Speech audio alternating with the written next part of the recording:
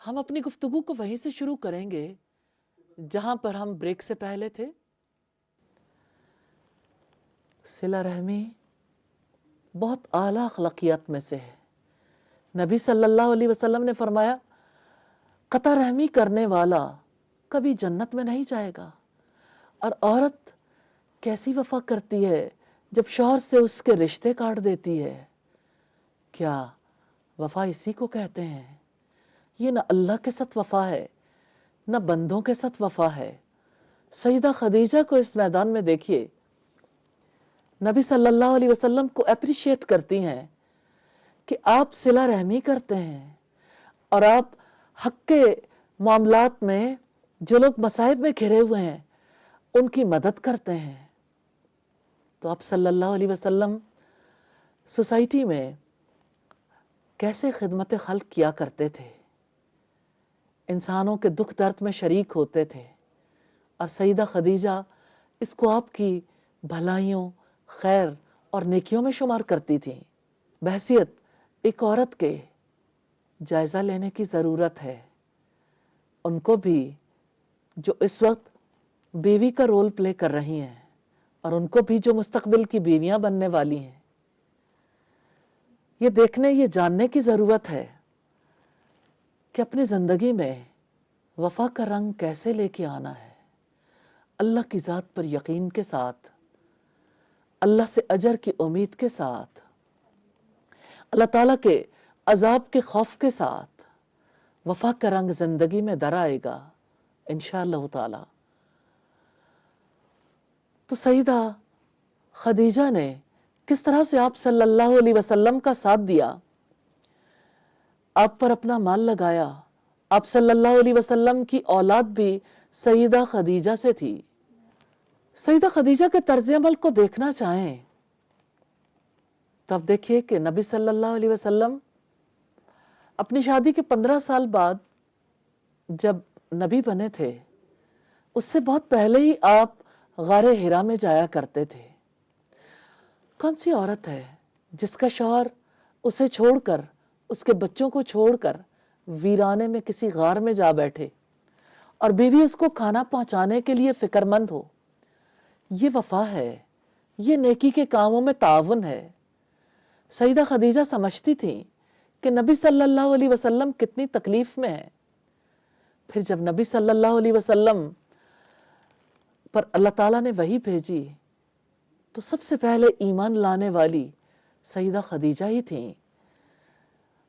سیدہ خدیجہ رسول اللہ کو کس طرح سے ستو، کھجوریں، پانی دے کر بھیجا کرتی تھی، اور جب آپ کئی دن تک گھر نہیں آتے تھے تو پیچھے سے کھانا پہنچانے کے لیے کیسے مصروف عمل ہوتی تھی۔ ایک بار سیدنا جبریل علیہ السلام نبی صلی اللہ علیہ وسلم کے پاس آئے، کہنے لگے ابھی ابھی خدیجہ آپ کے پاس آ رہی ہیں، وہ آپ کے پاس کھانا لے کر آ رہی ہیں، انہیں رب العزت کا سلام پہنچا دیں۔ تو سیدہ خدیجہ نے نبی صلی اللہ علیہ وسلم سے کہا اللہ تعالیٰ نے سلام بھیجا ہے، وہ تو خود السلام ہے، اس کے فرشتوں پر سلام اور اس کے نیک بندوں پر سلام۔ سیدہ خدیجہ کتنی عظیم خاتون تھیں، انہوں نے وفا کا حق ادا کر دیا۔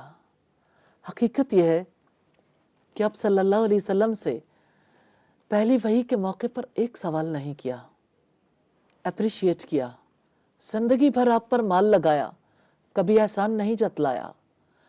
آپ صلی اللہ علیہ وسلم کا ساتھ دیتے دیتے سیدہ خدیجہ کی یہ حالت ہو گئی تھی کہ گھر میں فاقے ہونے لگ گئے تھے۔ کیا بات ہے سیدہ خدیجہ کی، وہ آپ کو کس طرح پہچانتی تھیں، کیسے آپ کا خیال رکھتی تھیں، کیسے آپ پر مال لگاتی تھیں، کیسے آپ پر مال لگانے کے باوجود احسان نہیں جتاتی تھیں، اور کس طرح سے انہوں نے آپ سے یہ کہا لقد خشیت علی نفسی کے جواب میں کلا واللہ ما یخزیک اللہ ابدا، ہرگز نہیں، اللہ کی قسم اللہ تعالیٰ آپ کو کبھی رسوا نہیں کرے گا۔ یہ وفا کی پتلی، وفا کی دیوی ہیں، किस तरह से सारे ज़माने के लिए मिसाल बन गईं। क्या आज की मुसलमान औरत को हज़रत खदीजा के उसवे पर अमल नहीं करना चाहिए? सईदा खदीजा जिन कामों को अफजल ख्याल करती थीं, क्या आज की औरत को उन कामों को अफजल ख्याल नहीं करना चाहिए? सिला रहमी, मेहमान नवाजी, महरूम लोगों को कमाकर देना, बेवाओं यतीमों का ख्याल रखना, और जो लोग मसाइब में घिरे हों और वो मसाइब उन्हें हक के रास्ते में पेश आए हों, उनकी मदद करना। यकीनन सोच तब्दील होने की ज़रूरत है, और सोच बदलती है जब अल्लाह की ज़ात पर यकीन आता है। अल्लाह ताला हर मुसलमान, हर औरत को ये तौफीक अता फरमाए कि वो अपनी ज़िंदगी में यकीन का रंग ला सके। तो सईदा खदीजा ने रसूलुल्लाह के साथ जो माली ताउन किया, मुश्किलात में साथ दिया, शेब अबी तालिब में किस तरह से उन्होंने भी भूख बर्दाश्त की, ये उनकी वफादारी थी। सईदा खदीजा नबी सल्लल्लाहु अलैहि वसल्लम की मुशीरे कार भी थीं। उन्होंने नबी सल्लल्लाहु अलैहि वसल्लम पर ईमान लाकर, सबसे पहले ईमान लाकर सारी दुनिया के लोगों के लिए कैसी बड़ी मिसाल कायम की है। सईदा खदीजा इस चीज़ पर ईमान और यकीन रखती थीं कि जो अल्लाह रब्बुल इज़्ज़त की जानिब से नाजिल हुआ है, अल्लाह रब्बुल इज़्ज़त ने जिसकी वजह से अपने नबी की मदद की है, अल्लाह ताला उन्हें कभी रुस्वा नहीं करेगा। जब कभी कुफार की तरफ से नफरत आमेज बातें सुनने को मिलती जो कलेजा छलनी कर देती थी, अल्लाह तबारक व तआला आपके रूहानी सुकून और ताजगी का सामान सईदा खदीजा की रफाकत में कर दिया करते। जब सईदा खदीजा के पास आते, वो आपका सारा गम दूर कर देती थी, आपका हौसला बढ़ाती, आपको सब्र की तलकीन करती थी, आपके अंदर खुद एतमादी बढ़ाती थी, आपके लिए उन तकलीफ दे बातों और हरकतों को झेलना आसान हो जाता था। अल्लाह ताला की बेपाया रहमतें, अल्लाह की बेपनाह नवाज़िशें हों सैयदा खदीजा पर, और अल्लाह ताला से दुआ है हमें उनके उसवे पर अमल करने की तौफीक अता फरमाए। सईदा खदीजा में हमें जो वफा नजर आती है, रसूलुल्लाह ने उसके जवाब में उनकी मौत के बाद भी उनसे वफा की। सईदा खदीजा किस तरह से उम्र भर नबी सल्लल्लाहु अलैहि वसल्लम का ख्याल करती रहीं, और आप सल्लल्लाहु अलैहि वसल्लम उनकी वफात के बाद किस तरह से उनके लिए, उनकी दोस्तों के लिए गोश्त भिजवाया करते थे। सईदा खदीजा नबी सल्लल्लाहु अलैहि वसल्लम के दिल में बड़ी गहरी कदरों मंजिलत की हामिल थी। अगर हम हकीकी नज़र से देखना चाहें तो ये, अगर नबी सल्लल्लाहु अलैहि वसल्लम का बड़ापन था तो सईदा खदीजा की वफा भी थी। अल्लाह ताला उनसे राजी हो जाए। एक दफ़ा ऐसा हुआ, सईदा आयशा की रिवायत है, सईदा खदीजा की बहन सईदा हाला बिनते खुवैलद रसूलुल्लाह की खिदमत में आई, इजाज़त मांगी। आपको सईदा खदीजा का इजाज़त मांगना याद आ गया, तो आप उनकी वजह से खुश हुए। आपने फरमाया, ओह ये तो हाला है। मुझे ये देखकर रश्क आ गया कि सईदा खदीजा का इजाज़त मांगना भी रसूलुल्लाह की यादों में है। हाँ, यही वफा है, इसी से रिश्ते निभते हैं, इसी से बाहमी मोहब्बत बढ़ती है। मुस्लिम की ये 6282 नंबर रिवायत है। फिर हम देखते हैं सैयदा हाजरा ने किस तरह से सैयदना इब्राहीम अलैहिस्सलाम से वफा की। गिला नहीं, शिकवा नहीं, सहरा में क्यों छोड़े जा रहे हो।